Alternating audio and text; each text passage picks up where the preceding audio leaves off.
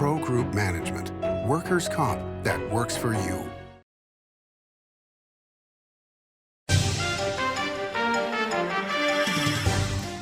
Welcome to Nevada Newsmakers. On the broadcast today, Andy MacKay joins us. He's Executive Director of the Nevada Franchised Auto Dealers Association, here for the whole show on an all-new Nevada Newsmakers.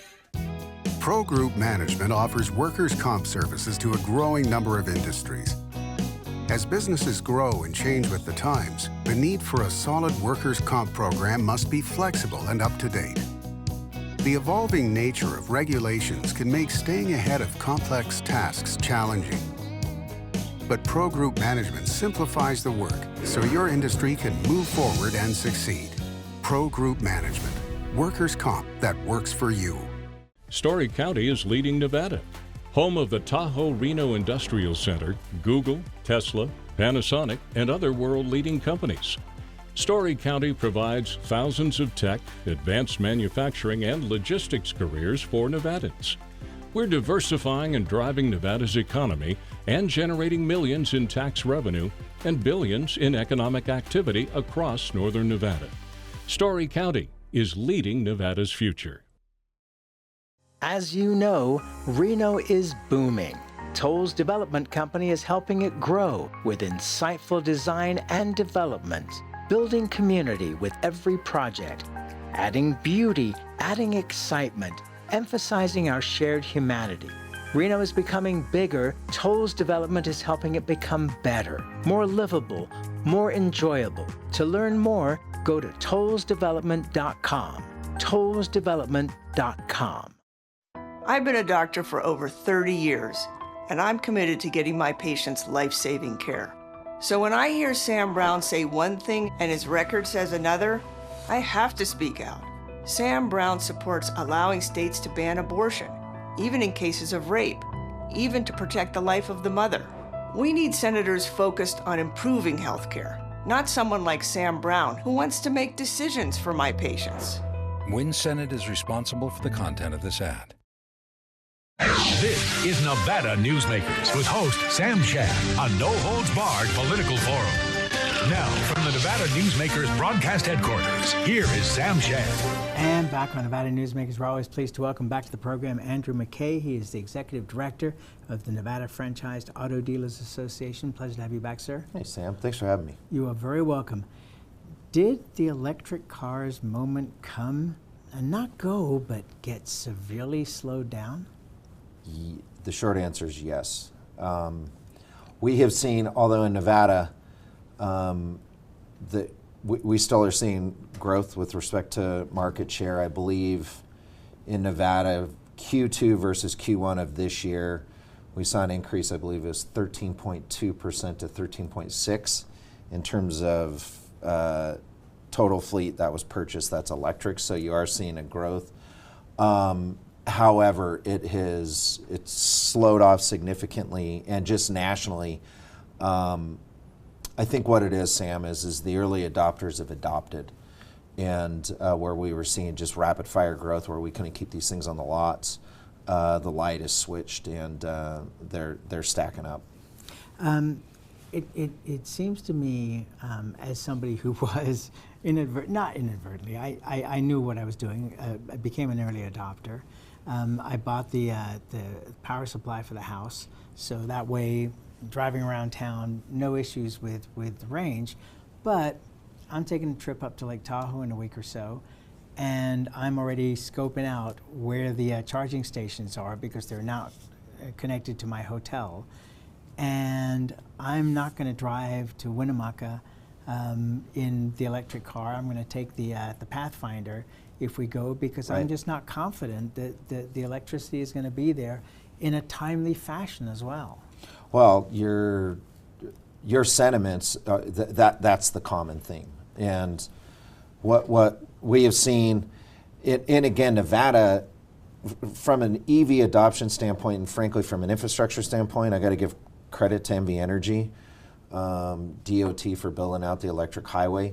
We're way ahead of most states. That's why you see a higher adoption rate, particularly in states that you think would far surpass Nevada, like New York, Massachusetts, that have state incentives on top of it when you purchase a vehicle.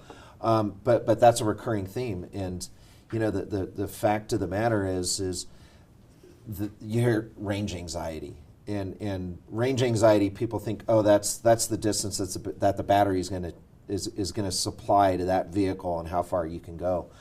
No, it's the range anxiety is the ability to charge in a timely fashion, and we're a long ways off. Well, I'm also concerned, I'm the kind of person, your industry probably hates me for this, that likes to buy a car every 20 years. And I look at the potential cost of replacing the battery on the current car I have, and the cost would be horrendous. Now, it's warranted for 8 years, Yep. but at 7.5 years, I don't know that they would be giving me much back on that warranty. Well, and it's interesting. There was a story that ran. It was released on Friday. It was from Wired, and it was talking about depreciation of electric vehicles. And admittedly, it had a strong bend to Europe and Great Britain. However, there was a segment in there where they talked about the States, and you have to, because of the second largest automobile market in the entire world after China, obviously. But they talked about the replacement costs of those vehicles.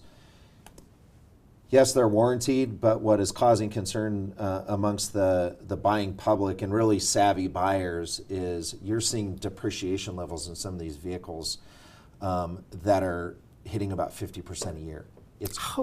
And those are really, really high end. Some of the examples they did were just staggering, and I hadn't heard about it. But again, hey, you know what? We don't care. Buy a car. That's all. Buy it once every 20 years. That's fine with us. It is interesting that you look at the average age of the fleet, and it's almost 13 years old. Yes, it's definitely been growing up. The other part of this is that if you get into an accident in an older vehicle, you're just replacing the panel or fixing the panel. With the newer cars, and I'm saying this is probably across the spectrum, there are so many electronics in every part of the car. It has become another whole deal. And how are we seeing insurance rates going as far as this goes? Oh, I think anybody that has that owns a car, you see your rates, and you can have an absolutely perfect rating, and you're seeing your rates going up 20, 30, 40%. And a big factor of that is and that's one of the reasons why you see these vehicles last so long. They're built very well, but the technology that goes into them, they're rolling computers, and they're extremely expensive. They're expensive to build, and they're expensive to fix. You just don't slap on a new bumper. You have to recalibrate the sensors, depending on if you have forward collision. And just the cost of materials is expensive, but then you have to properly train these techs to be able to do it. There's no such thing as a grease monkey anymore. All right, so how do your members, your dealers, how are they reacting to all of this? Where do they want to see, and are they of one voice, or are they all over the place? Do they want to see the continued push for electric, or do they want to see more hybrids because that's what the public is going for? Or do some of them still believe that it's going to be gasoline for a very long time, which I believe, by the way? Well, let me address the very last part. And in Akio Toyota just recently said he sees, with respect to electrification, we're going to hit a roughly about a 30% threshold, and that's where it's going to be. Frankly, if I'm going to listen to anybody in this space, I'm going to listen to Akio Toyota. He almost got laughed out of the industry in the form of a hostile takeover because he said Toyota is not going to jump all in an electric like some of his competition has. And guess what? He's proven to be correct on that. Where are we? It's simple. We want to sell what the public wants. Period. End of story. You want to have a red wagon powered by a lawnmower? You know what? One of my dealers will figure out a way to sell that to you, Sam. Right. They just will. We want to sell what the public wants, and there has been a significant shift from, I don't want to necessarily say gasoline, but quite a bit of shift from just gasoline-powered engines versus electric to hybrid and plug-in hybrid, and you're seeing a big change and retooling amongst the manufacturers that is where they're doing, and that's the bridge ultimately to electrification. It just is. So one of the largest manufacturers in China, for example, is BYD. Yes. Are we seeing any BYD in the United States? Not presently. They have some import challenges. That doesn't mean that they can't ultimately overcome them. They're going to build a huge plant in Mexico that they're going to utilize to service a lot of the demand that they're seeing in Europe, to a lesser extent in Canada. But right now, their ability to import into the U.S., they simply can't do it. However, when you have state-owned by one of the largest economies in the entire world, you're a pretty big Goliath. Yeah, and frankly, everybody focuses on Tesla. Tesla is the leader in electrification, which I think they are in many respects. They really brought it to the forefront, but BYD blows Tesla out of the water with respect to total production of electric vehicles, and it's not even close. And haven't BYD also come up with swap-in, swap-out batteries? They have. So, because to me, you and I have talked about this on the program before, to me, that is the simple solution to so many of the issues, which is, like you do with your propane, you just take in a tank and get another tank and walk away. It's a 2-minute thing, even quicker than gassing up your car. If you can do that with a battery for the car, that takes away a lot of the concern. If they can ultimately do that, then it's going to absolutely be a game changer. And then also, just the change in battery technology. Everybody talks about lithium ion. Solid state batteries are close anywhere, and it's difficult to tell, but they're anywhere between 3 to 5 years is when you're going to see them being able to be produced on a mass scale to power an automobile. When you do that, then that's going to be a game changer in the industry. But don't lose sight of the fact that there are other alternative fuels that are out there. Hydrogen is obviously one, between Toyota and... Okay, but now, all right, so you bring up hydrogen, great point, but California is basically the only place you can get it, right? No, and I don't even want to say mass scale, because that would be hyperbolic by definition. But I'll use the word just for demonstrative purposes. Yes, in California, I mean, heck, in Nevada, there's a hydrogen plant down at Apex in southern Nevada. But for every 1,000 stores that you can go and put gas or diesel into your vehicle, there's probably one where you can find hydrogen. So it's very limited. And again, that goes back to similar to what you see with electrification. You have to have an infrastructure there that's going to play a big part in driving demand. But more importantly, you have to perfect the technology before you even bring it out on a mass scale. And Toyota's figured it out. Well, one of the things that we always do in this country is, it may not necessarily be the best, but it's the question of branding. VHS tapes were not the best tapes for recording your shows on and True. Watching videos on, but there was a standard, and the industry took up that standard, but VHS was the one that won out. We're seeing that to an extent with the difference between all electric or hybrid. So, hydrogen seems to be a great answer, clean fuel, all the things that environmentalists want, and yet it's, way back in third place. And that may even be generous to say way back. If you equate it to a horse race, everybody's going down the final furlong and they're just coming out of the gate, I think. But again, and going in the opposite direction. You just look at what the manufacturers have done. General Motors, for instance, Mary Barra 2 years ago, we're going to be all electric in 2035. Granted, it was aspirational in nature, but it was we're going to be electric. They've completely reversed course on that. And now the tune, and appropriately so, I would say, we are going to do what the market dictates. 2035, depending on how they perfect hydrogen or some of the other alternative fuels, we may not even be talking about battery electric is what the next phase of what this industry is going to be. Well, and your point is well made, because if you just go back 10 years in our own lifetimes and look at the technology in a cell phone, for example, I mean, it's night and day. You couldn't have predicted where we were going to be, and now I'm lined up to buy my new iPhone because it's got AI technology, which I don't even understand. But my tech guy is going to have to get an iPhone as well, because he's going to have to teach me how to use it. I mean, it just is moving along so rapidly. Let's take a quick break, and we got lots more with Andy MacKay after this timeout. The Nevada Builders Alliance has been protecting the interests of the construction industry for over 50 years. Our programs save members thousands of dollars every year and allow them to provide much-needed benefits to their employees. Our industry also allows Nevada to grow. If you're thinking about a career in the construction industry, reach out. And if you haven't thought of a career in construction, what are you waiting for?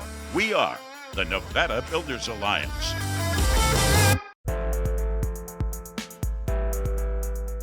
They want us to believe we only have two options. That's just not working anymore. I've never been a follower. I'm a businessman and entrepreneur. I'm ready to forge a new path to secure our future, one that keeps Northern Nevada free, fair, and wild. A path that means freedom for all, including affordable housing.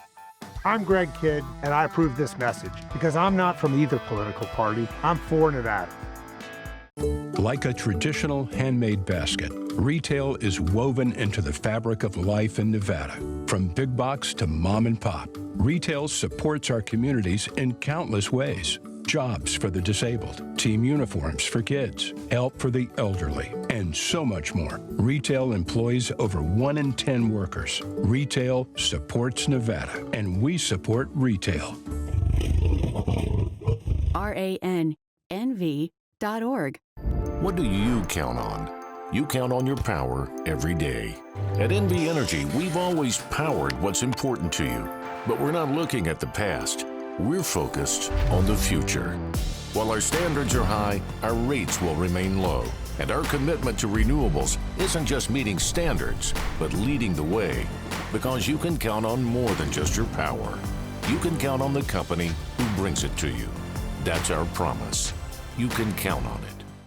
This is Nevada Newsmakers.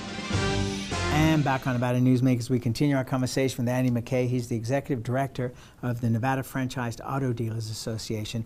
One point I do want to make, because I've been bagging on a lot of things in the first segment. Okay. The electric car I own is fantastic. I mean, that thing is unbelievable in what it can do, the safety features it has, the cameras all around it that it has. I was thinking about this the other day because, you know, in some of the older cars, the rear view cameras weren't that accurate. A friend of mine who owns a body shop said, yeah, they're great. People rely on them, and then they hit things and they come in and get my stuff fixed. But now it's radar, it's cameras, they're all over, they're above. And I was thinking to myself, you know, I'm kind of cheating here because I'm using the technology instead of using the old technology. And then mirrors? Well, mirrors, and well, you do. I mean, you do use it all. But I mean, now instead of just looking at 1, 2, 3 and looking around to make sure there's no kid, you know, walking behind your car, you now have X amount of more things to be able to look at. But I was thinking, you know, we used to do math without calculators, and then when we got calculators, people said, "Whoa, man, you know, that's cheating." Well, who does math without using a calculator? I mean, come on. So, I mean, we're in a modern era, but these cars are phenomenal. They are. It's just the distance thing, the charging thing, that is the issue. But I mean, for anybody contemplating buying an electric car, go drive one and see for yourself. They're phenomenal. They are, and to your point, the technology and the features that are in some of it, it's phenomenal. But for me, and I'm a car guy. Yes, you are. I've always been into cars. You know, I wouldn't work on any of them now, because you have to have essentially a computer degree. But these electrics, they're just fun as hell to drive, Sam. I mean, they just are. And people, you hear about acceleration on electrification, out of the hole. But then remember that torque curve is identical if you're going 30 miles an hour. So you want to pass somebody in an electric vehicle.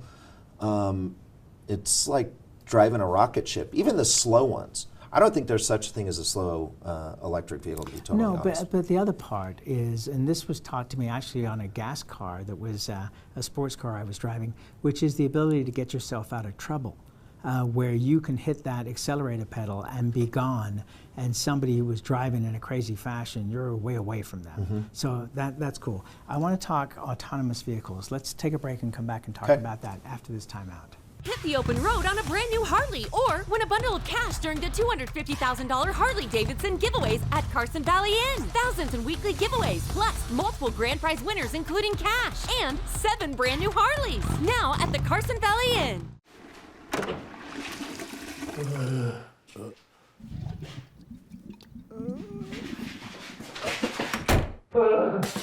It happens. And when it does, there's UMC Quick Care. Early in the morning or throughout the night, professional truck drivers are on the job, serving you, safely moving freight that's crucial to our economy. From the oldest industries to our newest innovators, from the exotic to the everyday, trucks are everywhere, moving everything. Never afraid to embrace a future that makes Nevada and our nation stronger. Trucking moves America forward. Save money and take transit. Did you know you can ride the bus all day for less than what it would cost you for a gallon of gas? Plan your trip now by going to rtcwashoe.com. Welcome to the Winnemucca Big R.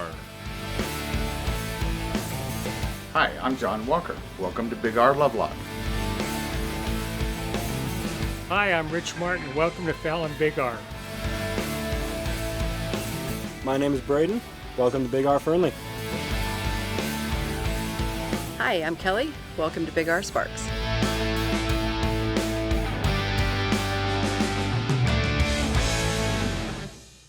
Come one, come all, it's the $125,000 Carnival of Cash and Prizes at Tamarack Casino. Get in on the fun with cash and free play prize drawings every Thursday and Saturday, including winners of up to $1,000 and a top prize of $5,000 guaranteed each week. Your good times are at Tamarack Casino. This is Nevada Newsmakers. And back on Nevada Newsmakers, we continue our conversation with Andy MacKay. He's the Executive Director of the Nevada Franchised Auto Dealers Association. So the big discussion a few years ago was about autonomous vehicles. Then there was more discussion about problems with autonomous vehicles, and that seemed, to me at least, to go away as a terminology. But as I look at the upgrades occurring with vehicles now, and the automatic upgrades or over-the-air upgrades that you can get with the newer vehicles, it seems like autonomous is occurring, we're just not talking about it. Am I right or wrong? Well, you have to define, what autonomous is. You have the various levels of autonomy, all the way from level 1 to level 5. Level 5 is you're sitting in the back seat and you make yourself a sandwich, you read the Wall Street Journal. You went down a road I wasn't thinking about there. Okay. You're right. You're 100% right. And that technology is there, but still there are literally millions of iterations that these vehicles have to have programmed in there.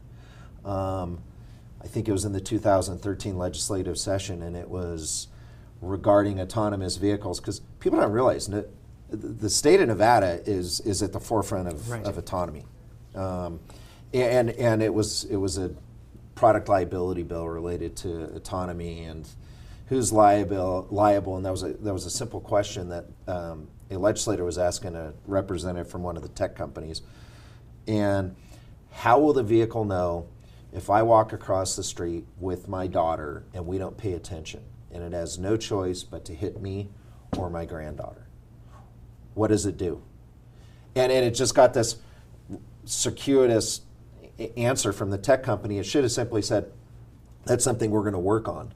It's little things like that they are constantly battling. And you look in terms of Waymo is really one of the cutting edge entities that for autonomous driving. It's run by a gentleman by the name of John Krafchick, insanely intelligent. Every morning in San Francisco, Waymo's got a lot where they deploy the autonomous vehicles, and it's something like at 4:30 every morning, all the alarms go off, and they wake up the neighborhood, and there's some quirk that they're trying to figure out what the bug is. So it's little things like that they're, I know that's not directly related to autonomy, but it does show you just the trillions of scenarios that these things have got to learn. No, and I agree. And AI, I mean, we can go down the AI route, and I think that's going to be a solution at some point. Well, I agree with your earlier points there, and obviously AI is going to be a big player in this. But I'm just thinking in terms of little things like your side mirror is telling you that there's a car coming up in your blind spot. If I am aimed towards something that is a dead stop and I don't realize it, my car not only stops, it locks. It does not allow me to go forward. I have to turn the car off and back on to be able to get myself out of that situation. Those are safety features that I think are phenomenal. And I think they're going to be mandated by NHTSA. Tire pressure monitoring was the first one. All vehicles have a backup camera. Rear seat notification so you don't leave your child or your pet or whatever in the back seat. So I think, Sam, that's going to ultimately, those are going to be mandates that you're going to see from the feds. Automatic braking, crash control, et cetera, they're going to be part of cars. But then it's going to lead to, they're going to be more expensive. Yes, they are, sir. Let's meet again soon because there's always a ton more I can talk to you about. It's always fun having you on. Thanks for having me. Always a pleasure, and we'll be right back. For 50 years, Nevada Heating has been keeping people comfortable in their homes. At Nevada Heating, call the Do It Right guys and get the air conditioning back on today. That's the Nevada Heating way. Why sweat for days on end when Nevada Heating can get your air conditioning fixed today?